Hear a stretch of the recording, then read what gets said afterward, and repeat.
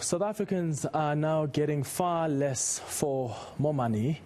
Many people have lost their jobs or have had to reduce income due to COVID-19. However, the increasing cost of living continues unabated, from higher electricity and water tariffs to higher costs of food and fuel. It now costs more than ever to survive. eNCA's senior reporter Dasen Thathiah is in Durban for us, and Lindsay Dentlinger is in Cape Town for us. Lindsay, so let's start with you. Cape Town is notoriously expensive, right? It's an expensive city to live in. What kind of civic action has the latest tariff hikes sparked?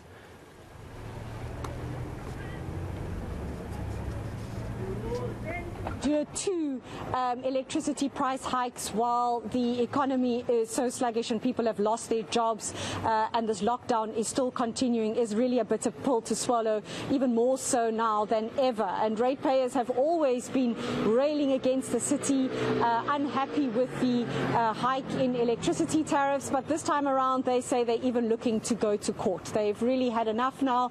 They say the city is ignoring public participation, not taking them seriously, not also getting any joy from their interactions with the energy regulator, NEILSON, and so they're saying it's time to band together and challenge what the city says is the lowest percentage electricity increase of all metros in the city. But activists doing their own maths say in reality, when you buy units at a shop and go and punch that into your electricity meter, that's not the case, and that they are paying exorbitant amounts for electricity. Here's one of those activists who leads the organization called Stop the City of Cape Town, speaking about what they plan to do to challenge these tariff hikes. What the city does, they are using the prepaid meters as an automatic teller machine in people's homes to just take money off there at will. And if it was under normal economic growth circumstances, one may be able to justify it, but where the city goes overboard is that they take up to 90% of people's bills. Now that to me is theft, because they are infringing on people's basic rights by allowing them, if they buy, argument's sake, 10 rands worth of electricity, they get electricity for 1 rand. Now, in any human relations book, that is extreme. So how has the city responded, Lindsay? Well, you know, the City of Cape Town always prides itself as being the best run metro in the country, and they say that despite these price hikes and despite the hardships people have been facing during the lockdown, the city over the last year has still boasted a debt payment ratio of 98%, Clement. So despite the hardships people are experiencing, they're saying it's only around 2% of people who are struggling to get by and struggling to pay their bills.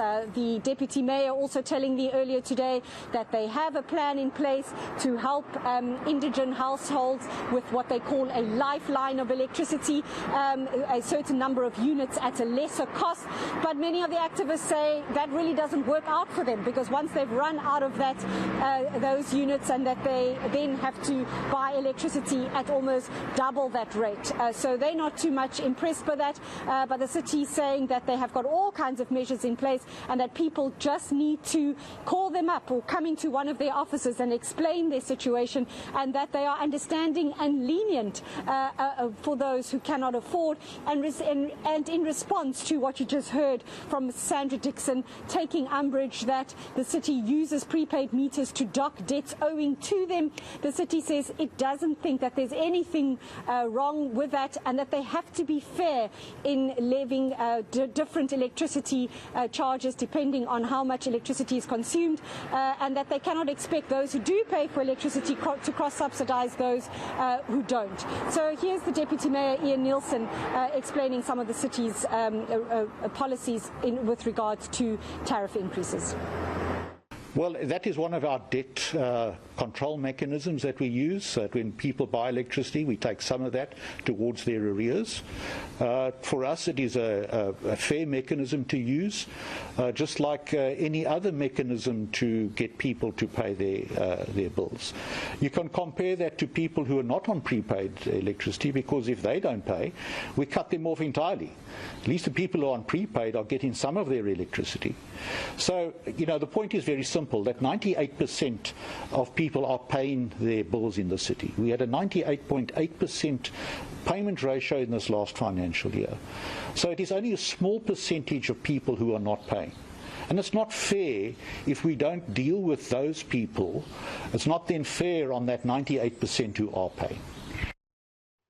All right, Lindsay Dentlinger, thank you so much for that report. Let's go to KZN now, where we find our reporter Dasen Thathiah. Dasen, how are people feeling about this high cost of living in that town? Well, remember, Clement, here many people that are living in Durban and in KwaZulu-Natal in general have been dealt a double blow, because apart from those rising costs that you and Lindsay were talking about just now, we also have the problem with most of the stores here being looted. There were concerns around food security as a result of the looting and violence that we saw in this province last month. And I mean, here in KwaMashu, for example, that mall that you're seeing behind me was one of those that was looted and completely burnt during that violence, and that mall was almost the anchor in this community of KwaMashu for both employment as well as for supplies for this community. And now it's been completely it's unusable at this point, and the process of rebuilding has had to start again. If you walk inside, it is quite upsetting to think that something that was valued at over 700 million at the time that it opened more than 10 years ago is now just sitting here completely unusable as a result of that violence. But more importantly than that, this is one of 89 malls at least in the province that had suffered this kind of fate.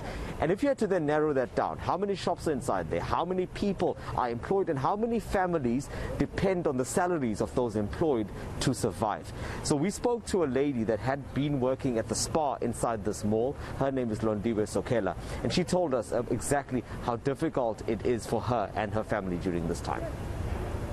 The last month, during this looting, our company met us halfway, and they gave us our monthly salaries. But for the next 2 months, we don't know what's going to happen, but we believe something will come up soon. How does that affect you and your family? Firstly,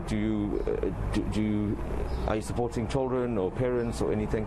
How does this affect you after the lockdown, where a lot of people we've seen have lost their jobs, we've seen the prices of things going up? What does it mean for you at home? It affected us really badly, because firstly, I'm a breadwinner at home. I have kids and an old grandmother. I'm the only one who's working at home, so it really affected our family, and in other families as well in our community, they have nobody working at all.